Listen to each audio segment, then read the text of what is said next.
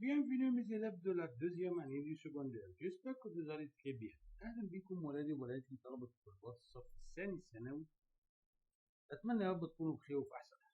النهارده بإذن الله ميعادنا مع الجزء الأول من حل تدريبات على الدرس الثاني الوحدة الثالثة ترم ثاني للصف الثاني الثانوي. اتكلمنا قبل كده في الفيديوهات السابقة عن شرح الأربع فيديوهات بتوع شرح الدرس من جميع الجهات، من أول الكلمات لغاية الميل وشرح الميل والسوجي. وقلنا إن إحنا هنبدأ نحل تدريبات بأشكالها المتنوعة عشان نعمل عملية تطبيق على اللي إحنا شرحناه واللي انتوا فيه. طيب هنبدأ بإيه النهاردة في الجزء الأول من التدريبات؟ هنبدأ بحاجتين. هنحل إزاي لما يجيلنا قطعة إن إحنا نجاوب عليها، وهنتكلم كمان عن السيتوياسيون المواقف.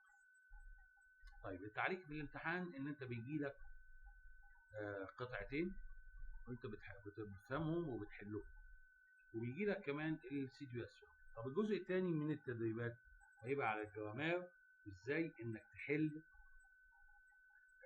سؤال الميل، وانك ازاي انك تحل وتختار الموضوع من الموضوعين اللي هو بيجيبهم. طيب يلا بينا نبدأ على بركة الله ونصلي كده ونصلي وسلم على رسول الله صلى الله عليه وسلم. قدامي قطعة بعنوان او ماجازان داكسسوار، او ماجازان داكسسوار، في محل الاكسسوار.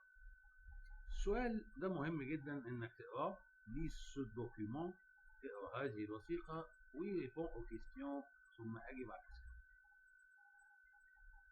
في سؤال القطعة انا احب انوه واقول انك لازم تقرا القطعة كويس قوي مرة واثنين وثلاثة قبل ما تبص على الاسئلة. طيب هتقول لي في حاجات هتبقى واقفة معايا، عشان كده بقول لك اقرا الاول القطعة مرة واثنين. في بعض الكلمات هتقف معايا يا مسيو وماله وجل من لا يسهو، ممكن تنسى، ولكن المعنى دايما احنا عارفين في اللغة الفرنسية مفيش معنى حرف، والمعنى الكلمة اللي ممكن ما افهمهاش في الجملة اخدها من السياق. يعني لو انت فاهم بقية الجملة وجات معاك بكلمة ممكن تجيبها من الايه؟ من سياق اللي انت فهمته من القطعة. يعني مفيش ادنى مشكلة. بس طبعا عشان تحل سؤال زي دوت يبقى ارجع واقول زي كل مرة بقولها في الفيديو وبصدعكم بيها، ان انت تهتم بيكون عندك حصيلة لغوية في معاني الكلمات وحصيلة لغوية في القواعد. يعني كل اللي احنا شرحناه لازم تذاكره كويس جدا عشان اي كلمة ما تقفش قصادها. طيب تعالوا نشوف بتقول ايه. ده عبارة عن ديالوج ما بين لو فوندور البائع ومدام ماريون، واحدة اسمها مدام ماريون. طيب لو فوندور: bonsoir, je peux vous aider؟ مساء الخير، اقدر اساعد حضرتك؟ ردت عليه مدام ماريون قالت له: oui, je cherche une bague pour ma fille et une casquette en cuir pour mon fils. قالت له: ايوه انا ببحث عن خاتم لبنتي وكاسكيتة او طاقية من الجلد لابني. رد عليها وقال لها: une bague en or ou en argent؟ خاتم من الذهب ولا من الفضة؟ ردت عليه وقالت له: en argent s'il vous plaît، من الفضة لو سمحت. رد وقال لها: voilà مدام، اتفضلي مدام. قالت له: elles sont magnifiques، combien coûtent ces accessoires؟ دول رائعين جدا، كم يساوي هؤلاء الاكسسوارات دي بكام؟ بتساوي كام؟ رد عليها وقال لها: 90 يورو، 90 يورو. قالت له: سي بون، كويس، جو في لي برون، هاخدهم. ده الحوار اللي هو عبارة عن القطعة بتاعتك. تعالى بقى نشوف الأسئلة. عليها 4 أسئلة. شوازي لا بون ريبونس، اختار الإجابة الصحيحة. خلاص احنا فهمنا كده القطعة والحوار دار ما بينهم وحصل ايه. Le vendeur demande à Madame Marion. البائع سأل مدام ماريون لا تاي المقاس ولا لا ماتيار الخامة ولا لو بري الثمن ولا لا كولار اللون. ايوه. طيب هنا الكلام ده مش واضح فين؟ مش واضح في القطعة، لا مش واضح مباشر في القطعة، لكن من فهمك لسياق الكلام وما بين السطور تقدر تجاوب على الكلام ده. لما بتقول له انا بدور على خاتم لبنتي وطاقية من الجلد لابني، فقال لها ايه؟ خاتم من الذهب ولا من الفضة؟ يبقى هنا سألها، لا سألها في مقاس ولا سألها في سعر ولا سألها في لون، سألها في خامة، والذهب والفضة من الخامات لماتيا. يبقى الإجابة لا ماتيا. 2 مدام ماريون أشيت pour son fils. مدام ماريون تشتري نقط لابنها. يا ترى une casquette ولا une ceinture ولا une bague ولا une montre؟ كاسكيتة ولا حزام ولا خاتم ولا ساعة؟ طبعا بالنسبة لابنها كانت عايزة له كاسكيتة وبنتها عايزة لها خاتم. 3 لا باج إلى كاسكيت كوت نقط يورو. الخاتم والكاسكيتة يساووا كام يورو؟ هل يا ترى 19 يورو ولا 9 يورو ولا 90 يورو ولا 29 يورو؟ يعني 19 ولا 9 ولا 90 ولا 29؟ الإجابة كانت 90. طب في القطعة كانت مكتوبة بالأرقام والأعداد، إنما هنا مكتوبة باللتر بالحروف. يبقى حضرتك تتفضل مشكورا وتبقى عارف الأرقام بالأعداد إيه؟ طبعا بالأعداد أنت هتبقى عارفها، لكن بالحروف لازم تكون عارفها حضرتك. 4 مدام ماريون trouve que ces accessoires sont. مدام ماريون وجدت إن الإكسسوارات دي بتكون نول سيئة، ديمودي موضة قديمة، مش رديئة، جولي جميلة. حد يقول لي ولا كلمة من دول يا مسيو. هي قالت في القطعة مانيفيك. مانيفيك يعني رائعة. طب ما فيش كلمة تدعو، هو لازم ان انا اخدها كده؟ ما هو دوت نظام ان انت تاخد بالكلمة او تاخد من القطعة نظام عدى وقت انسى، مبقاش فيه كده. لكن لما تعرف يعني ايه مانيفيك يعني رائع، اللي هي بتوازي كلمة جولي يعني جميل، يبقى الإجابة جميل. نيجي بقى للجزء الجميل اللي هو الجزء الثاني في السيتوياسيون. هنتطرق مع بعض وهنشوف مع بعض المواقف وإزاي نحلها. برضو بينطبق في حل سؤال المواقف إن لازم يكون عندك حصيلة لغوية من المعاني الكلمات والجرامات، بس معاني الكلمات أكتر عشان تقدر تحل. طب بالتحديد في السؤال دوت أغلبكم وصلني إنه واخد على إنه يحل السؤال دوت بالفهلوة أو بحاجة بنقول عليها كمعلمين القص واللزق. لو لقيت تدي يبقى تجيب سؤال، ولو لقيت ال دي هو يقول يجيب إجابة، أو العكس صحيح، لو لقيت ال دي تقول سؤال، لو لقيت تدي تقول إجابة. الكلام دوت أحب أقول لك إنه بلح. ليه؟ لأنه الموضوع مش بالبساطة دي، لأن في حتة ممكن تكون فيها تدي اللي أنت واخد عليها إن هي بتبقى إجابة، وبعدين للأسف بتكون عايزين سؤال، لأنه حاطط لك في الجملة حتة، يبقى لازم حضرتك تفهم الجملة اللي هي بتبقى مكتوبة الأزرق ده اللي هو راس السؤال أصلا، لازم تكون فاهمها. يعني تعال نفصصها كده ونطبق اللي أنا بقوله ده. Tu parles de ta tenue à la plage. Tu dis أنت تتحدث عن ملبسك ومظهرك، ملبسك على البلاج. أنت تقول، تمام كده؟ ركزوا معايا. أنت تتحدث عن ملبسك على البلاج. تقول إيه؟ بتقول إيه؟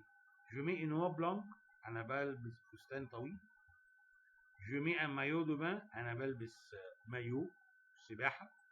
جو مي دي شوسيور تالون، أنا بلبس أو أنا لابس أو أنا بلبس جزمة بكعب. ولا جو مي ان بوني، أنا برتدي بلبس بني. يبقى انت بتتكلم عن ملبسك على البلاج، يبقى الوحيدة اللي تمشي انا ارتدي مايو سباحة. اللي بعده tu exprimes ton avis sur la tenue d'un copain, tu dis، يعني انت تعبر عن رأيك على ملبس زميلك. بتقول تعبر عن رأيك. افتكر اللي درسناه ازاي اعبر عن رأيي. تعال نشوف. il porte des lunettes de soleil. il préfère la tenue de son frère. il fait taille 5. c'est moche. تعبر عن رأيك عن ملبس زميلك. بتقول هو يرتدي نظارة شمس. هو يفضل مظهر أو ملبس أخوه. هو مقاسه 5 ضراديق. ضراديق ليه؟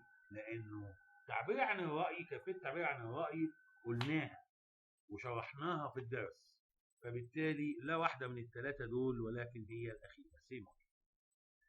3 ton copain te demande. هنا بقى ده أنا بقصد ce qu'on met pour bien lire un journal, tu dis. صديقك زميلك سألك te demande عما نرتدي عشان نقرأ كويس جورنال. أنت تقول. يبقى سألك أنت بنلبس إيه عشان نقرأ كويس جورنال. فهنا بيقول لك أنت تقول، يبقى هو سألك، يبقى هنا بتبحث عن إجابة للسؤال. on met des vêtements à la mode، بنرتدي ملابس عشان نقرأ جورنال، هنرتدي ملابس على الموضة. ولا on met des lunettes de vue، نرتدي نظارة نظر. ولا on met des lunettes de soleil، نظارات شمس. ولا نرتدي براسوليه، نلبس اسوره. يبقى طبعا on met des lunettes de vue، نرتدي نظارة نظر. 4 tu demandes à un ami son avis sur un accessoire, tu dis. تسأل صديقك عن رأيه على قطعة اكسسوار. تقول له ايه بقى؟ tu as des gants، هل لديك جوانتيات؟ ويلو بوني، أين تكون البني؟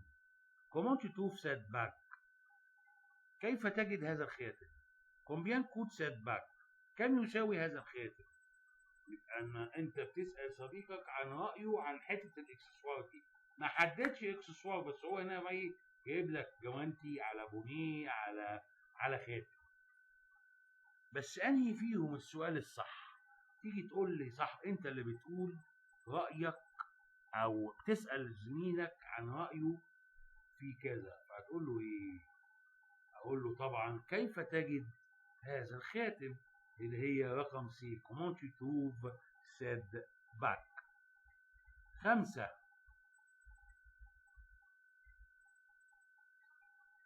tu demandes à un vendeur la matière d'un accessoire, il dit. هنا بقى بدأ ايه يجيب لك ايه. بتسأل بايع عن خامة قطعة اكسسوار، يرد عليك يقول لك. يبقى انت سألت خلاص، وهو يقول لك ايه بقى رأيه، او قصدي سألت ايه بايع عن خامة هذه الاكسسوار او حتة الاكسسوار. هيقول لك جيم بوكو سيكوليه، انا احب كثيرا هذا العقد. ولا سيكوليه اتري جولي، العقد ده جميل قوي. ولا جيم بورتي دي براسولي، انا بحب ارتدي اساور، ولا سيكولي ايتونور، هذا العقد يكون من الذهب. يبقى انت تسأل بايع خامة الاكسسوار، يقول لك طبعا هيقول لك هذا اكن الكوليه ده اللي هو العقد هو ده الاكسسوار بيكون من الذهب. Tu demandes à un joueur la couleur de ses baskets. Il dit. تسأل لاعب عن لون الكوتشي بتاعه. هو يقول elles sont en cuir. بيكونوا من الجلد. elles sont chères. بيكونوا غاليين. elles sont noires assez jaunes. هما سود ببط اصفر. elles sont au magasin de chaussures. هما بيكونوا في محل جزم. يبقى انت سألته لون الجزمة الكاوتش بتاعته، قال لك هما بيكونوا اسود برباط اصفر. يبقى الاجابة رقم سي. يبقى هنا انت بتفهم اللي هو بيقول لك عليه، ولازم تقرا الاربعة وتفصص كل واحدة فيهم، لانه في واحدة هي بتبقى Tu demandes à ta sœur ce qu'elle porte à la fête comme un accessoire. Elle dit.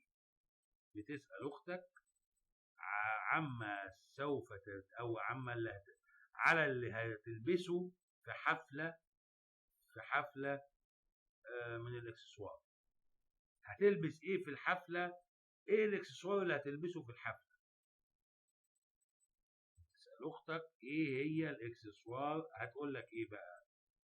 J'aime acheter des accessoires. أنا بحب أشتري إكسسوارات. Je porte une bague et un collier. أنا أرتدي خاتم وعقد. Je vais à la fête à 8h. أنا أذهب للحفلة الساعة 8. Je porte une robe noire. أنا هلبس فستان أسود. طيب أول الأو سي دول بتستبعدهم لأن معناهم مش ماشي مع الأسود. لكن هنا بقى في واحد يتلخبط. لا، ما فيش حاجه تلخبطك، لانه هنا محدد لك هتلبس ايه من الاكسسوار، ما قالكش من الملابس. يبقى لو ما قالش، لو حدد من الاكسسوار يبقى دي استبعد كمان رقم دي، لانه ما قالش ملابس، فبالتالي الربط الفستان يندرج تحت الملابس فنستبعدها اخرى.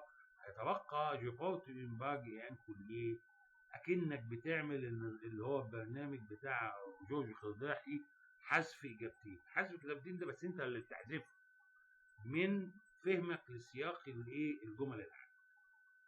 8 tu demandes à ta mère ce qu'elle porte pour aller au supermarché. tu dis. انت تسأل والدتك على اللي هترتديه وهي رايحه، هتلبس ايه وهي رايحه السوبر ماركت. tu dis. انت تقول. tu dis. انت اللي هتقول.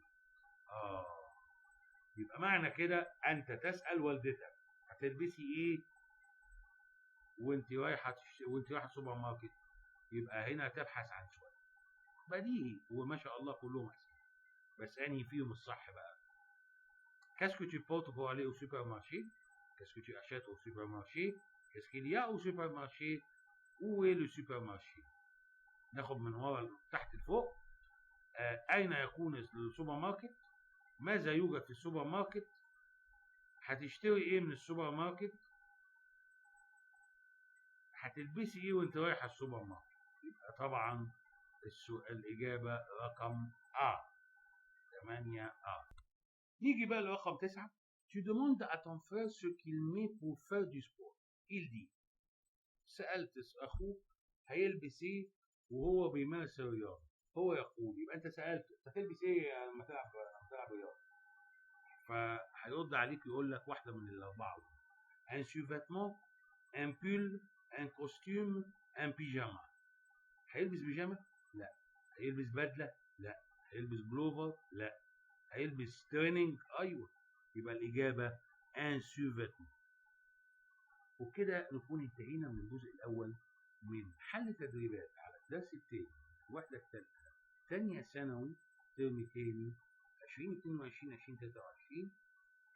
استنوني ان شاء الله باذن الله في الجزء الثاني من حل التدريبات. استعدوا كويس لان هنتكلم عن وهنحل تدريبات عن الجرامير، ازاي تحل سؤال الميل وسؤال السوجي. انا بطلب منكم طلب، يا ريت يعني يبقى في تفاعل اكتر من اللي انا شايفه دوت، لانه التفاعل ده انا مش بطلبه لحاجه معينه او حاجه، ولكن انا بطلب التفاعل دوت. لو انت شفت الفيديوهات يعني بيبقى فيه مشاهدات على الفيديو بس لا عملت لايك، يا سيدي قول لي ديسلايك، ما عجبكش الشرح، ابقى فاهم ان انت شفت. انا شايف مشاهدات بس مفيش تفاعل. التفاعل دوت هو تشجيع منك ليا في ان انا استمر في عمل فيديوهات مجانيه ليك بشرح كل فتفوتة في المنهج. ف يا ريت فعلا لو انتوا استفدتوا من الكلام دوت، اتمنى اشوف تفاعلات اكتر من كده. ولو فعلا استفدتوا يا ريت برضه خلي الاستفاده دي تعم عليك وعلى غيرك، واعمل شير للفيديوهات. اشوفكم ان شاء الله في الجزء الثاني. ابيان توت المون. ايه، اوروفوار.